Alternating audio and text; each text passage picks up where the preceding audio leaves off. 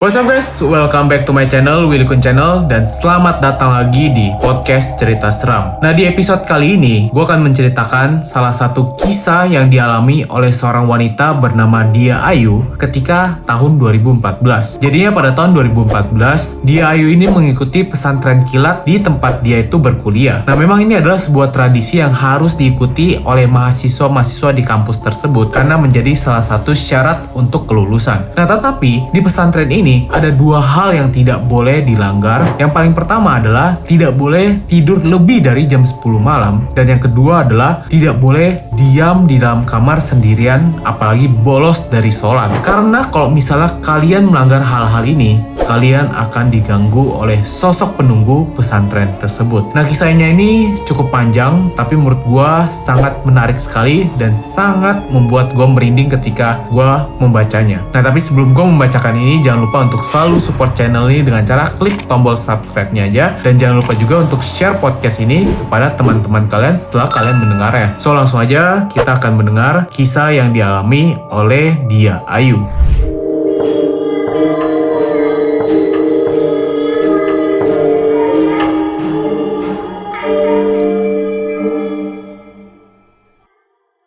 Jadi kisah ini terjadi pada tahun 2014 dan gue akan langsung membacakannya saja kepada kalian. Ini kejadian yang saya alami waktu mengikuti kegiatan pesantren kilat dari kampus saya sekitar tahun 2014 kalau tidak salah. Jadi saya dulunya kuliah di salah satu universitas muslim di Makassar yang tersohor dengan program pencerahan kalbu yang wajib diikuti oleh semua mahasiswa selama 30 hari. Kegiatannya sendiri dilakukan di pesantren kampus yang lokasinya jauh di pedesaan. Nama tempatnya Padang Lampe. Pesantren kilat ini harus diikuti oleh semua mahasiswa, biasanya di semester 2 atau 3 secara bergantian tiap fakultas. Wajib ya, soalnya dari sana kita akan mendapatkan tanda bukti berupa sertifikat yang nantinya dipakai sebagai persyaratan untuk bisa ikut di ujian sidang skripsi. Hal itulah yang akhirnya membuat pandangan orang-orang terhadap mahasiswa di kampus saya sangat identik dengan pesantren kilat. Bahkan ada yang bilang bukan mahasiswa kampus titik-titik namanya kalau belum ikut pesantren Padang Lampe. Karena kegiatan pesantren ini sudah dilaksanakan sejak dulu, otomatis pasti sudah banyak juga dong cerita-cerita aneh dari mereka yang sudah pernah ikut. Dan tentu saja yang paling terkenal itu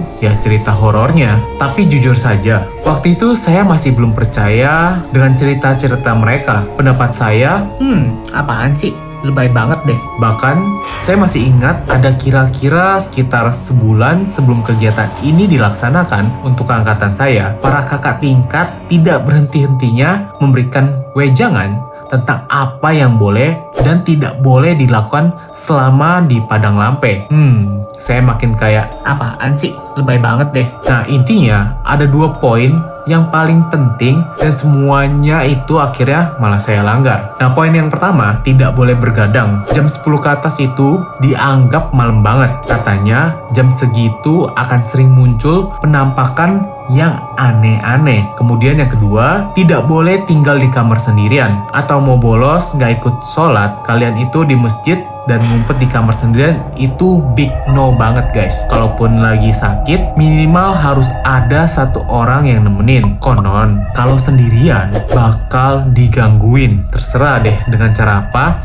Yang penting kalian itu harus kayak denger sih katanya, ranjangnya tuh kayak digoyangin sama makhluk halus gitu loh. Iya, beneran digoyangin alias diguncang gitu. Soalnya ranjang yang ada di sini tipikalnya tuh kayak ranjang susun besi. Nah, oke, beberapa waktu kemudian, akhirnya tibalah saatnya saya dan teman-teman berangkat ke sana, naik mobil truk tentara. Dengan waktu perjalanan cukup lama. Perasaan saya campur aduk waktu itu, walaupun sedih karena saya belum pernah meninggalkan rumah selama itu. Iya, walaupun cuma sebulan. Tapi saya juga lumayan excited karena rasanya seperti lagi ngetrip sama temen sekelas gitu. Apalagi begitu saya tiba di pesantren, saat turun dari mobil dan menghirup udara sejuk di sana, entah kenapa rasanya langsung adem banget. Pemandangannya juga luar biasa cantik, pesantrennya luas dengan latar belakang gunung dan pohon bidara di setiap sudut.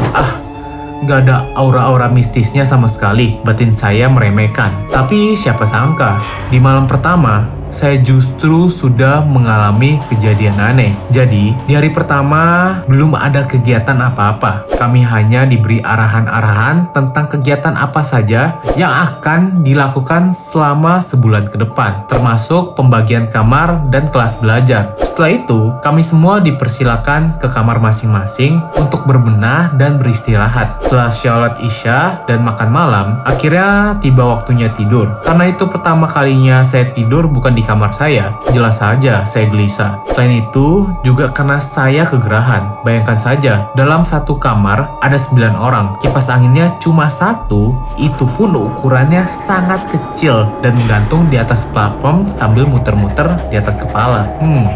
Karena sudah tidak tahan kepanasan, teman di sebelah ranjang saya sampai pindah ke ranjang atas yang lumayan kena angin sepoi-sepoi. Jadi, dalam satu kamar totalnya ada 10 ranjang, tapi kami cuma 9 orang, jadi ada satu ranjang atas kosong. Sebut saja teman saya ini namanya Ani. Jadi, ranjang bawah di sebelah saya yang tadinya ditempatin Ani, sekarang kosong. Nah, oke. Ketika satu persatu teman saya mulai memasuki alam mimpi, saya sendiri masih berusaha keras untuk terlelap. Beberapa kali saya berganti posisi, hadap kanan, hadap kiri, muter bantal, tetapi saja mata saya sulit diajak kompromi. Akhirnya saya memutuskan untuk main handphone, buka-buka Instagram dan Twitter, walaupun jaringan di sana bikin hipertensi saking jeleknya. Karena waktu itu saya lagi kegandrungan banget sama One Direction. Ya udah deh, saya kepoin aja si Niall Horan sampai lupa waktu. Asli, beneran lupa waktu karena saya sadar ternyata udah jam setengah 12 malam. Karena sudah ngantuk, saya kemudian siap-siap tidur. Begitu saya benerin posisi lagi sambil nepok-nepokin bantal, saya spontan nengok ke ranjang sebelah, tempat si Ani yang tadinya ada di sana. Dan yang bikin saya kaget, kok tiba-tiba ada yang tidur di sana ya? Selama sedetik saya pikirin itu Ani, tapi begitu saya ingat dan melirik ke arah ranjang atas, Ani jelas-jelas sudah ngorok dengan daster motif bunganya. Jadi yang di sebelah saya itu siapa? Jelas sekali saya melihat punggung sosok perempuan berambut panjang, berpakaian serba hitam, posisinya lagi tidur membelakangi saya. Rasa ngantuk yang tadinya menyerang, kini menguap entah kemana. Saya berusaha kembali mengingat-ingat apakah ada salah satu teman saya yang pindah ke ranjang si Ani. Tapi bener deh, perasaan sejak tadi tidak ada satupun yang beranjak dari tempat tidurnya masing-masing. Walaupun tadinya saya gerah bukan main, tapi sekarang badan saya merinding sampai ujung kaki. Saya langsung narik selimut sampai nutupin muka dan memejamkan mata dengan paksa. Dalam hati, merutuk si Niall Horan sambil baca ayat kursi dan surah-surah pendek sampai akhirnya ketiduran. Barangkali larangan untuk begadang itu memang benar, karena begitu azan subuh, saya terbangun dan alhamdulillah, si cewek di ranjang sebelah sudah hilang. Saya lirik lagi ke ranjang atas memastikan apa si Ani asli ada di sana. Alhamdulillah, orangnya lagi meluk guling dengan damai. Besok paginya, saya juga menginterogasi teman-teman saya. Nah, memang ternyata benar tidak ada yang pindah ke ranjang Ani. Berarti yang saya lihat semalam itu adalah penghuni kamar gaib. Biar jumlahnya kami mungkin menjadi genap 10. Sejak itu saya selalu tidur paling cepat di saat teman-teman yang lain masih sibuk pakai skincare sebelum tidur atau teleponan sama pacar ya. Saya udah ngorok duluan. Kejadian aneh lainnya waktu saya sedang halangan. Siklus menstruasi normal itu sekali dalam sebulan kan? Itu tidak berlaku di Padang Lampe. Ini serius. Banyak di antara teman-teman saya yang dalam sebulan itu mengalami menstruasi lebih dari sekali. Bahkan bisa 2-3 kali termasuk saya sendiri. Mitos yang beredar, katanya di sana hal seperti itu sudah biasa. Tujuannya untuk membersihkan tubuh yang kotor, karena nyatanya memang ada yang menyebutkan kalau darah haid itu sebagai darah kotor. Jadi ibaratnya selama kegiatan pencerahan kalbu, bukan hanya rohani saja yang dibersihkan, tapi juga jasmani. Katanya ya.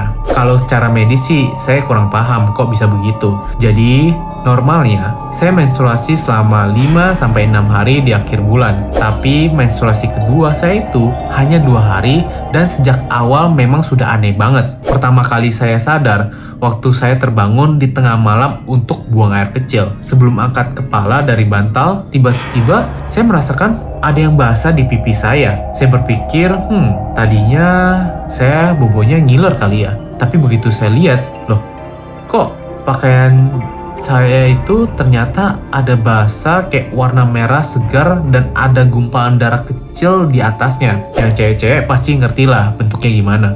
Saya kaget, kok bisa ada darah di bantal saya? Buru-buru lah saya ke kamar mandi buat cuci muka. Saat hendak buang air kecil, saya melihat di celana saya juga ada bercak darah, tapi sedikit sekali, kayak cuma setetes doang. Loh, saya menstruasi lagi. Padahal baru minggu lalu saya selesai. Dan yang bikin saya heran, kalau memang darah haidnya nembus, kok bisa ya sampai ke bantal saya di kepala, padahal darah di celana masih dikit banget. Saking bingungnya, saya tidak mau mikirin. Lanjut.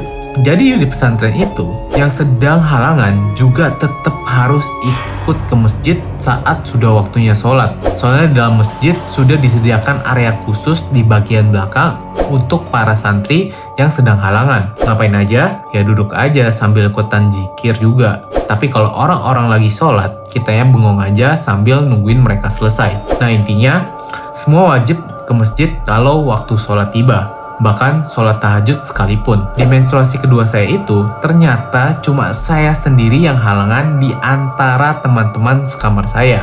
Alhasil begitu waktunya sholat tahajud, saya ogah-ogahan ikut ke masjid. Soalnya nanti juga bengong sendirian di sana. Sementara mereka sholat semua, selain itu saya juga masih ngantuk banget. Tiba-tiba terbesit di pikiran saya buat tinggal saja di kamar dan melanjutkan tidur. Teman-teman saya sih tidak ada yang protes. Jadi begitu semuanya sudah berangkat ke masjid, saya langsung masukin sendal ke dalam kamar, kunci pintu, terus matiin kipas angin dan lampu. Yang baru saya tahu, ternyata ada patroli dan mengecek semua kamar di asrama untuk memastikan tidak ada yang ngumpet di dalam kamar demi bolos ke masjid. Jadi saya kaget banget dong waktu dengar suara bunda berteriak-teriak sambil ngetuk pintu kamar persatu. Nah, Ustadz sama Ustadzah ini di sana kita panggil ayah dan bunda. Kamar saya itu terletak di bagian belakang paling ujung, sementara bunda mulai mengetuk pintu dari kamar depan. Nah, kalau suasana lagi hening banget kayak sekarang,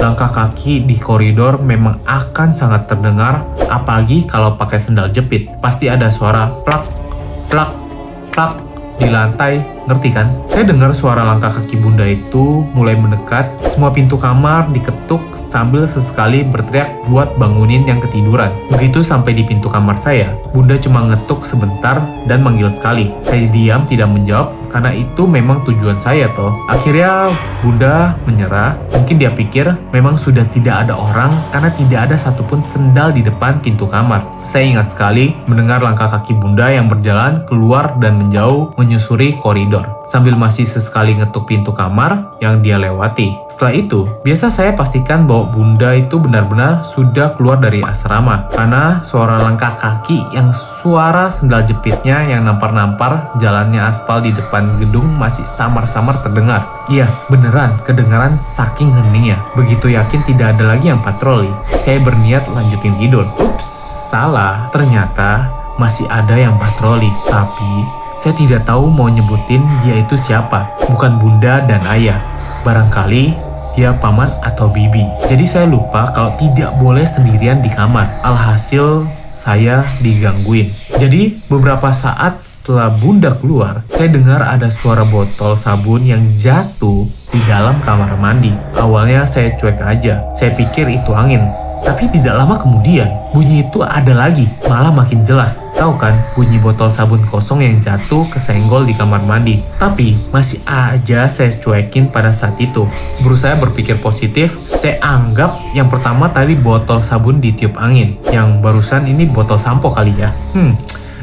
Semenit kemudian, tiba-tiba ada yang ngetuk-ngetuk pintu kamar saya. Sumpah, saya kaget banget karena sejak tadi saya tidak dengar ada langkah kaki di koridor. Saya coba untuk tenang masih berusaha untuk tenang. Barangkali itu bunda yang sedang tidak pakai sendal. Dia ngetuk lagi, saya diemin sambil berharap-harap cemas menunggu yang ngetukin pintu kamar saya itu berteriak. Soalnya kalau dia teriak, saya bisa yakin kalau itu bunda dan saya janji akan menyahut. Tidak akan pura-pura tuli lagi kayak tadi.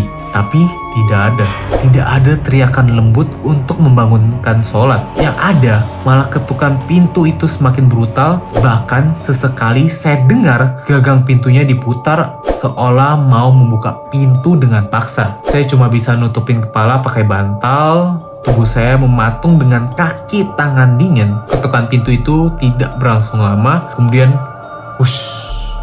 langsung hilang begitu saja. Saya pasang telinga baik-baik. Memang tidak ada suara langkah kaki. Dan saya baru sadar yang barusan itu cuma ngetuk pintu kamar saya. Tidak seperti bunda sebelumnya yang ngetukin beberapa pintu di sebelah kamar sebelum pergi. Saya benar-benar tidak tahu itu siapa dan apa. Saya cuma bisa meringkuk ketakutan di dalam selimut. Berusaha untuk melanjutkan tidur, tidak henti-hentinya mengucapkan bacaan ayat kursi. Saat itu, waktu terasa berjalan sangat lambat. Saya memperkirakan teman-teman saya masih akan kembali ke kamar beberapa jam lagi. Karena biasanya seperti ini nih, jadwalnya adalah sholat tahajud, zikir, sholat subuh, zikir, sholat isyak, kemudian barulah sarapan. Bisa kebayangkan, saya harus menunggu berapa jam lagi sampai semuanya selesai sarapan. Ada sekitar 1 jam kemudian. Saya masih belum bisa tidur, mungkin karena tadi sempat shock. Sekarang saya jadi kebelet buang air kecil. Aduh, oh my god. Saya itu tipikal orang yang paling tidak bisa nahan pipis atau BAB. Jadinya dengan secuil keberanian yang ada, saya bangkit dari tempat tidur, nyalain lampu biar tidak serem-serem amat, lalu ke kamar mandi. Di dalam kamar mandi, saya menemukan satu fakta yang mengejutkan. Tidak ada satupun botol sabun yang ada di lantai. Jangankan di lantai, di seluruh penjuru kamar mandi saja tidak ada botol sabun ataupun sampo. Yang ada cuma seonggok pasta gigi yang sudah kurus krempeng. Semua teman-teman saya memang menyimpan peralatan mandinya masing-masing. Jadi di lantai kamar mandi itu benar-benar kosong. Akhirnya saya buang air kecil sambil nahan nangis. Berharap tidak ada yang aneh-aneh dan muncul lagi. Kan gak lucu. Lagi adegan gini malah jump screen pas saya lagi jongkok. Aduh. Ternyata semua tidak selesai sampai di situ. Begitu saya selesai dan keluar kamar mandi, lagi asyik-asyik mengeringkan kaki di keset, tiba-tiba pintu kamar mandi tertutup kencang dengan sendirinya di balik punggung saya. Semacam ada yang dorong gitu. Astagfirullah. Saking kagetnya, saya langsung lompat ke kamar tidur, ngambil handphone, terus langsung ngechat teman saya yang ada di masjid dengan tangan gemeteran. Iya, mereka memang bandel suka bawa handphone. Syukur saja chat saya langsung dibalas. Ternyata mereka baru saja selesai beres sholat dan udah waktunya zikir. Kebetulan sekali, 2 orang teman saya sekarang lagi jalan menuju ke kamar. Bukan karena khawatir sama saya, tapi karena mereka mulus mau BAB. Tapi alhamdulillah, maaf ya Mita dan Tia, dari rasa sakit perut kalian yang menyiksa disertai dorongan yang sudah di ujung tanduk itu, malah bikin saya lega luar biasa. Padahal tadinya bernapas saja sulit karena ketakutan. Sejak saat itu saya kapok. Ternyata apa yang dibilang orang-orang itu memang benar. Tapi katanya penghuni di sini baik-baik kok. Saya ceritakan hal ini ke bunda dan katanya memang kalau ada yang bandel dan suka ditegur sama mereka dengan cara apapun. Saya salah satunya yang telah ditegur oleh mereka. Oh iya, satu lagi. By the way, teman saya yang tadi namanya Mita pernah kesurupan di dalam masjid waktu lagi zikir selepas sholat maghrib. Tiba-tiba dia berteriak histeris sambil menutup telinga, padahal kita semua lagi kusyuk berzikir. Orang-orang mulai panik, apalagi saya. Soalnya dia duduk tepat di samping saya dan bunda buru-buru menghampiri kami sambil mukul-mukulin si teman saya ini pakai sejadah. Kasian juga sih sebenarnya, tapi mau bagaimana lagi. Setelah hari itu, Mita selalu melamun menyendiri. Dia juga sering lihat hal yang aneh-aneh di kamar. Ditambah lagi, orangnya juga jago begadang. Katanya paling sering lihat tangan laki-laki gendut yang kulitnya hitam dan kukunya kotor lagi pegang-pegang besi ranjang. Mau ngapain coba? Sebenarnya masih ada banyak cerita lagi sih, serius. Tapi itu yang paling tidak bisa saya lupakan.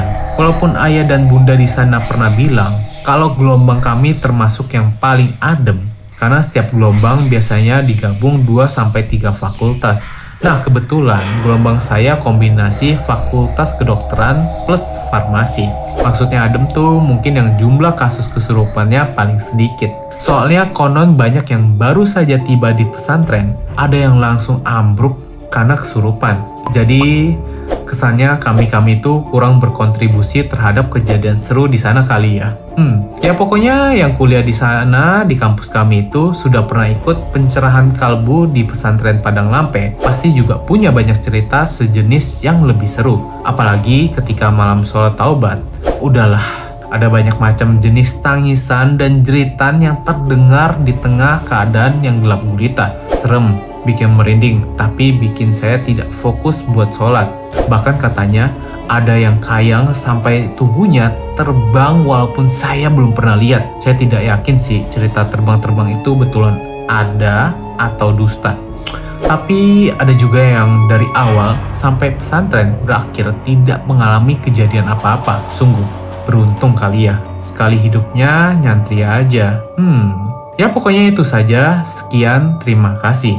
Jadi itulah kisah yang dibawakan dari seorang wanita yang pernah mengikuti pesantren kilat, yaitu Dia Ayu Mundia, yang dialami pada tahun 2014 guys. Kira-kira kalian ada gak yang mengalami hal-hal seperti ini? Kalau memang ada, jangan lupa untuk share cerita seram kalian, langsung aja DM Instagram gue di Willy Kun, karena akan gue bawakan di channel Willy Kun dan podcast cerita seram ini guys. Itu dia konten hari ini dan itulah video hari ini guys. Jangan lupa untuk selalu support channel ini dengan cara klik tombol subscribe-nya, dan inilah saatnya untuk share podcast cerita seram ini kepada teman-teman kalian. Jadi thank you guys for watching this video and listening this podcast. See you guys in the next video. Ciao!